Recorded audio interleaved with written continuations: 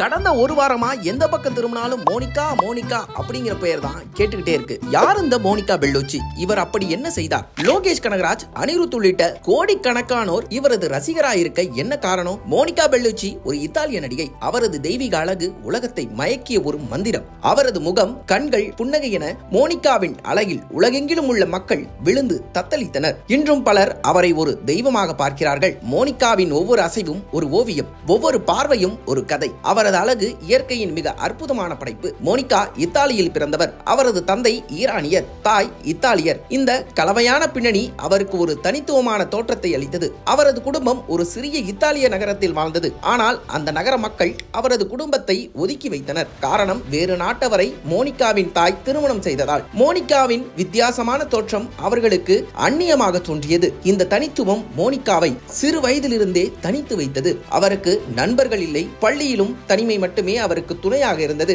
பள்ளியில் மோனிகாவின் அழகு ஒரு ஆசீர்வாதமாக இருந்தாலும் அது அவருக்கு சவால்களையும் கொண்டு வந்தது. பெண்கள் அவரை வெறுத்தனர். அவரது அழகில் பொறாமை கொண்டனர். அவரை கேலி செய்தனர், கிண்டல் செய்தனர். மோனிகாவின் அழகிய தோற்றம் அவர்களால் ஏற்றுக்கொள்ள முடியாத ஒன்றாக இருந்தது. இந்த கசப்பான அனுபவங்கள் அவரை உளவியல் ரீதியாக பாதித்தன. ஆனால் அவரது பெற்றோர் அவருக்கு ஆறுதல் அளித்தனர். நண்பர்கள் இல்லாத வெற்றிடத்தை நிரப்ப திரைப்படங்களுக்கு அழைத்து சென்றனர். திரைப்படங்கள் மோனிகாவுக்கு ஒரு புதிய உலகத்தை திறந்து வைத்தது. அவர் திரையில் உள்ள கதாபாத்திரங்களுடன் தன்னை இணைத்துக் கொண்டார். அந்த கதைகள் அவரது இதயத்தை ஆற்றின. மோனிகாவுக்கு சிறு வயதிலிருந்து வழக்கறிஞராக வேண்டும் என்ற கனவு இருந்தது. அவர் தனது அறிவாற்றலால் உலகை வெல்ல விரும்பினார். தனது அழகு மட்டுமல்ல, தனது புத்திசாலித்தனத்தையும் நிரூபிக்க வேண்டும் என்று ஆசைப்பட்டார். ஆனால் படிப்புக்கு தேவையான பணம் ஒரு பெரிய தடையாக இருந்தது.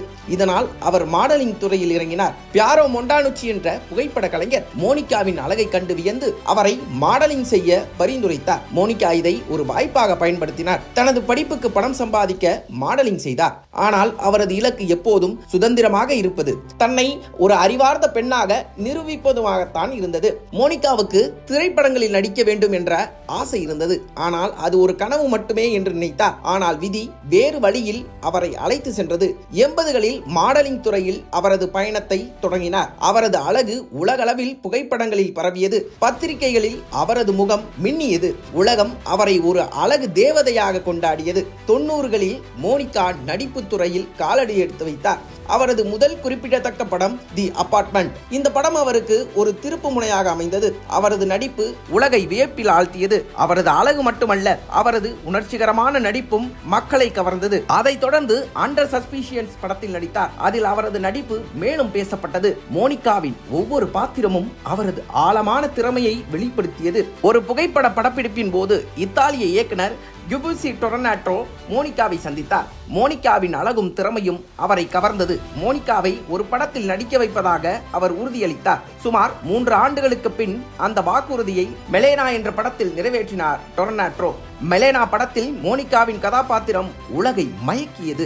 ஒரு இளம் பெண்ணின் உணர்ச்சிகரமான பயணத்தை அவர் திரையில் உயிர்ப்பித்தார். அவரது அழகு ஒரு கதையாக மாறியது.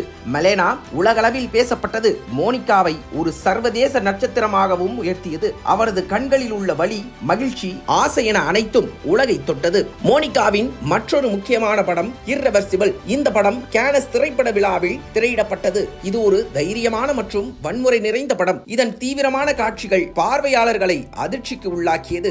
200க்கும் மேற்பட்டோர் திரையிடலில் இருந்து வெளியேறினர். உலக அளவில் இந்த படத்தை பார்த்த 20 பேர் மயக்கமடைந்ததாகவும் செய்திகள் வெளியாகின. ஆனால் இந்த படம் மோனிகாவின் தைரியத்தை உலகுக்கு சுட்டிக்காட்டியது. அவர் எந்த சவாலையும் ஏற்க தயாராக இருந்தார். அவரது நடிப்பு ஒரு அழியாத முத்திரையை பதித்தது. மோனிகாவுக்கு 50வது வயதில் ஜேம்ஸ் பாண்ட் படமான ஸ்பெக்டரில் நடிக்க வாய்ப்பு கிடைத்தது. இது ஒரு வரலாற்று சாதனை. பொதுவாக ஜேம்ஸ் பாண்ட் படங்களில் நடிக்கும் பெண்களுக்கு 20 முதல் 35 வயதாகத்தான் இருக்கும். இளம் பெண்கள் மட்டும் ஜேம்ஸ் பாண்ட் படங்களில் நடிக்க முடியும் என்ற நிலையில் 50 வயதான மோனிகா அதிரடி காட்டினார். ஜேம்ஸ் பாண்ட் தொடரில் ஹீரோயின் கதாபாத்திரத்தில் நடித்த மிக வயதான நடிகையானார். இயக்குனர் சாம் மெண்டஸ் மோனிகாவின் காலமற்ற அழகையும் முதிர்ந்த நடிப்பு திறனையும் இந்த படத்துக்கு தேவை என்று கருதினார். மோனிகாவின் கவர்ச்சியும் அழகும் லூசியா சியாரோ என்ற கதாபாத்திரத்தை மறக்க முடியாததாக மாற்றியது. 50 வயதிலும் அவரது அழகு உலகை மயக்கியது.